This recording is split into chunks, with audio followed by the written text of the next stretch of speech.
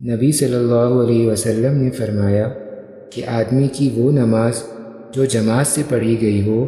اس نماز سے جو گھر میں پڑھ لی ہو یا بازار میں پڑھ لی ہو 25 درجہ المضاعف ہوتی ہے۔ اور بات یہ ہے کہ جب آدمی وضو کرتا ہے اور وضو کو کمال درجے تک پہنچا دیتا ہے،